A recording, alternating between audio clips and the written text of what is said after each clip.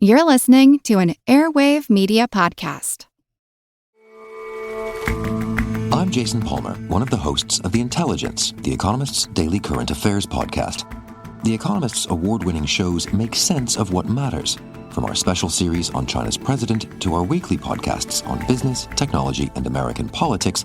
Our journalists provide fair, in-depth reporting on the events shaping the world. To get the annual plan for less than $2.50 per month, search for Economist Podcasts Plus to start listening today. With the Lucky Land Slots, you can get lucky just about anywhere. This is your captain speaking. We've got clear runway and the weather's fine, but we're just going to circle up here a while and get lucky. No, nothing like that. It's just these cash prizes add up quick. So I suggest you sit back, keep your tray table upright, and start getting lucky. Play for free at LuckyLandSlots.com. Are you feeling lucky? No purchase necessary. Void where prohibited by law. 18 plus terms and conditions apply. See website for details.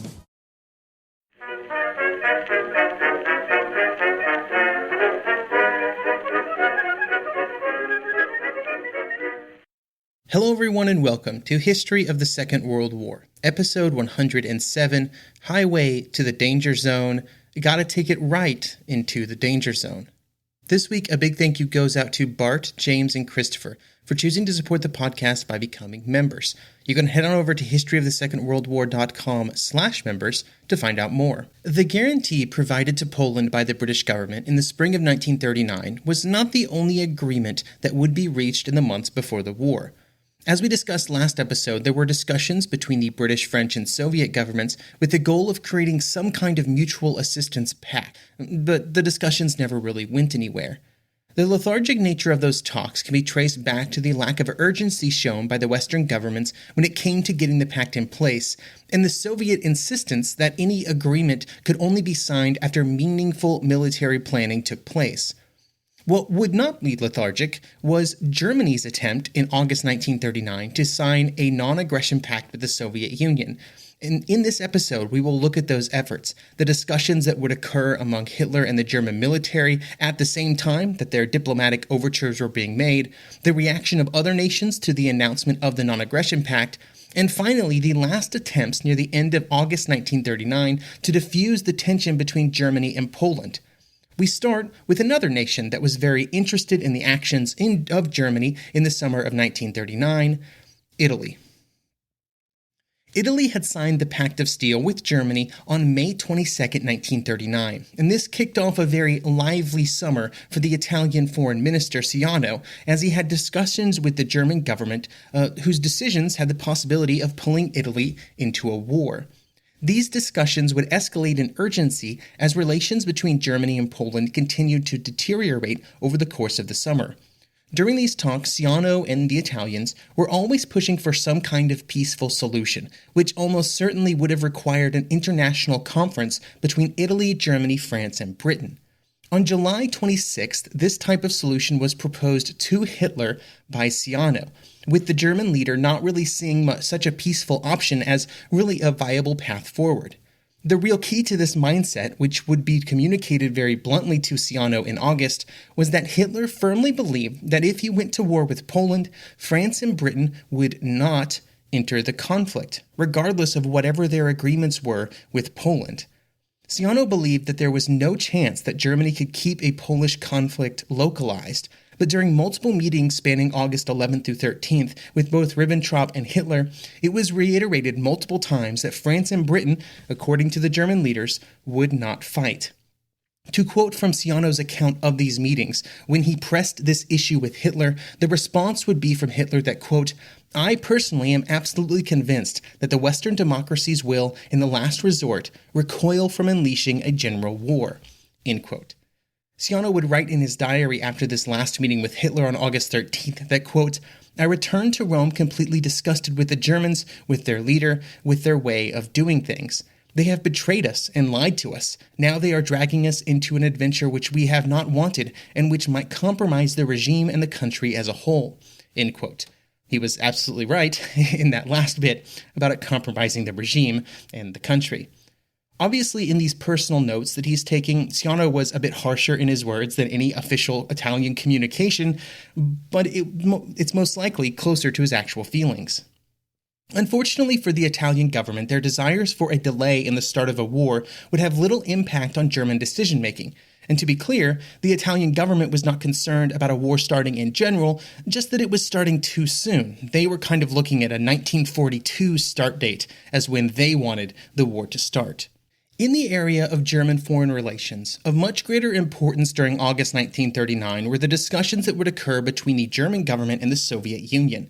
Relations between the two nations had been improving over the course of the summer of 1939, after they had greatly deteriorated after Hitler had come to power in 1933. The idea of a more formal agreement between the two governments, if only of an economic nature, would begin to be discussed during the spring of 1939, shortly after the Germans had invaded the rest of Czechoslovakia, because the Soviet government was concerned about some contracts that had been signed with Skoda, the Czechoslovakian armament firm, and whether or not their products would still be delivered now that Germany was in control. By August, these conversations were becoming targeted due to the impending schedule for the invasion of Poland. On August 10th, German Foreign Minister Ribbentrop would meet with the Soviet charge d'affaires Askatov in Berlin for a wide-ranging discussion on German and Soviet relations. Here's a small excerpt from the summary written up by the German Foreign Ministry. Quote, "I could again assure Herr Askatov, as I had already done on various occasions, that even in the event of a solution by force of arms, German interests in Poland were quite limited. They did not at all need to collide with Soviet interests of any kind, but we had to know those interests.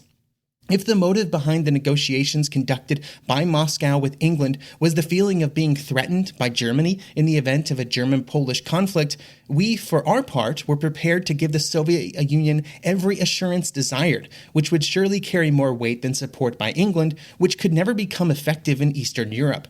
Askatov was keenly interested, but naturally had no instructions of any kind from Moscow to discuss the subject of Poland or the subject of the negotiations in Moscow. End quote. In the 2 weeks between when that meeting with Askatov occurred and when the Molotov-Ribbentrop Pact was signed, there would be a flurry of communications between Berlin and Moscow. The first stage of communication mostly revolved around the German government making it very clear that it wanted to sign an agreement and was very serious about signing one in the immediate future. On August 14th, the German ambassador in Moscow was told to meet with Molotov and make it clear that the German government did not believe that the ideological differences between the two governments were a problem, and that there was no real geographic cause for problems either, in a precursor to the later sort of sphere of influence agreements. The note to the German ambassador in Moscow would state, quote, "The Reich government is of the opinion that there is no question between the Baltic and the Black Seas which cannot be settled to the complete satisfaction of both countries." End quote. When this message was received very well, and Molotov indicated that the Soviet government was interested in further discussions, Ribbentrop offered to fly to Moscow within days to conclude discussions. It was proposed that he would come not just quickly, but with full diplomatic powers to sort out any kind of disagreement. When you contrast this with the low-level functionaries sent from London and Paris and being sent on a slow boat just a few weeks earlier, you can kind of see how the Soviets thought that maybe the Germans were far more serious. Now, the Soviet response to the suggestion that Ribbentrop fly to Moscow was basically to kind of pump the brakes, like you would in a relationship that was accelerating too quickly. Instead of just jumping directly into negotiations at the foreign minister level, the Soviets instead drafted a non-aggression pact that they gave to the German ambassador to get approval of the document as the basis for negotiations. Even this happened quite quickly, though, and this was communicated the next day, August 19th, just a day after Ribbentrop's offer to fly to Moscow. Then, just 2 days later, Ribbentrop would be on a flight to Moscow, with full powers of agreement on behalf of the German government.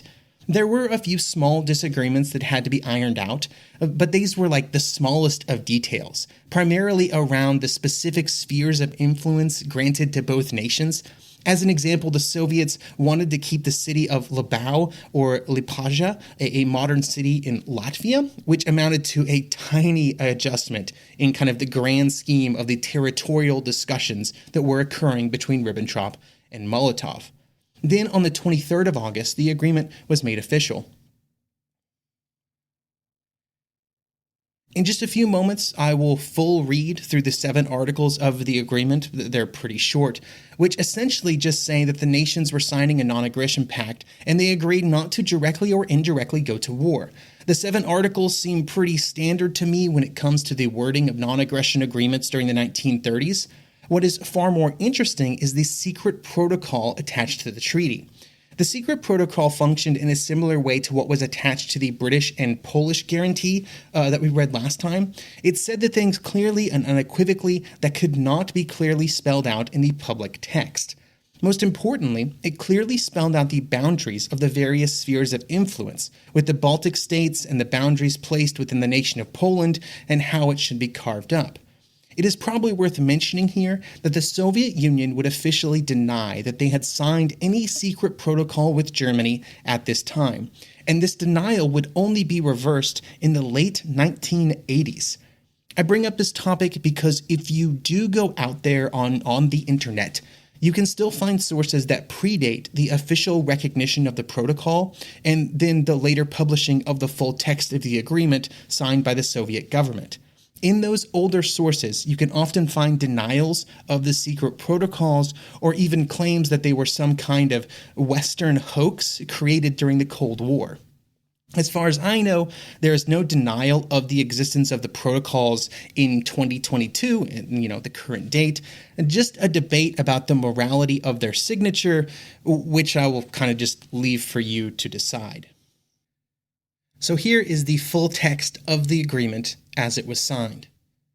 Article 1. Both high contracting parties obligate themselves to desist from any act of violence, any aggressive action, and any attack on each other, either individually or jointly with other powers. Should one of the high contracting parties become the object of belligerent action by a third power, the other high contracting party shall in no manner lend its support to this third power. Article 3. The governments of the 2 high contracting parties shall in the future maintain continual contact with one another for the purpose of consultation in order to exchange information on problems affecting their common interests. Article 4. Should disputes or conflicts arise between the high contracting parties, neither shall participate in any grouping of powers whatsoever that is directly or indirectly aimed at the other party. Article 5. Should disputes or conflicts arise between the high contracting parties over problems of one kind or another, both parties shall settle these disputes or conflicts exclusively through friendly exchange of opinion or, if necessary, through the establishment of arbitration commissions. Article 6. The present treaty is concluded for a period of 10 years, with the proviso that, insofar as one of the high contracting parties does not advance it in 1 year prior to the expiration of this period, the validity of this treaty shall automatically be extended for another 5 years. Article 7. The present treaty shall be ratified within the shortest possible time. The ratification shall be exchanged in Berlin. The agreement shall enter into force as soon as it is signed. This is the secret protocol. Article 1. In the event of a territorial or political rearrangement in the areas belonging to the Baltic states, Finland, Estonia, Latvia, Lithuania, the northern boundary of Lithuania shall represent the boundary of the spheres of influence of Germany and USSR. In this connection, the interest of Lithuania in the Vilna area is recognized by each party. Article 2. In the event of the territorial and political rearrangement of the areas belonging to the Polish state, the spheres of influence of Germany and the USSR shall be bounded approximately by the line of the rivers Narav, Vistula, and San. The question of whether the interests of both parties make desirable the maintenance of an independent Polish state and how such a state shall be bounded can only be definitely determined in the course of further political developments. In any event, both governments will resolve this question by means of a friendly agreement. Article 3. With regard to southeastern Europe, attention is called by the Soviet side to their interest in Bessarabia. The German side declares its complete political disinterest in these areas. Article 4. This protocol should be treated by both parties as strictly secret.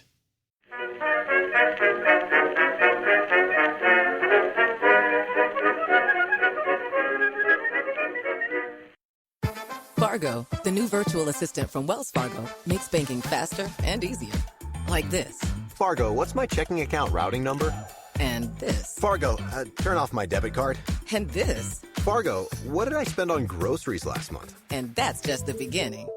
Do you, Fargo? You can in the Wells Fargo mobile app. Learn more at wellsfargo.com/getfargo. Terms and conditions apply. Your mobile carrier's availability and message and data rates may apply. Wells Fargo Bank, N.A., member FDIC. Some of us love history. Others used to or never did because history was presented as nothing but the rote memorization of names, dates, and facts. Basically, the story got left out, and that made history kind of suck. My name is Greg Jackson. I'm a university professor with a PhD in history, and bringing history to life is my passion. That's why I created my podcast, History That Doesn't Suck. I want to teach you everything you need to know about U.S. history, but I do so through stories. Let me tell you about George Washington begging his men not to mutiny against Congress, Clara Barton saving Union soldiers amid enemy fire, enslaved Frederick Douglass risking his life for liberty, and about so many other figures as their real experiences make industrialization, social movements, and even congressional debates and tax policy come to life. Subscribe to History That Doesn't Suck today, and join me, Professor Greg Jackson, every other week for a new episode, where I'd like to tell you a story.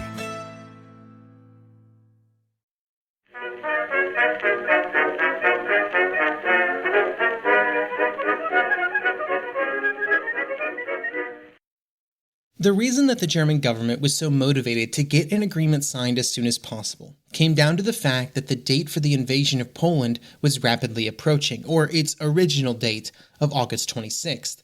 The German military spent the second half of August frantically preparing for the invasion and trying to put in place defensive preparations in Western Germany just in case France and Britain did decide to go to war.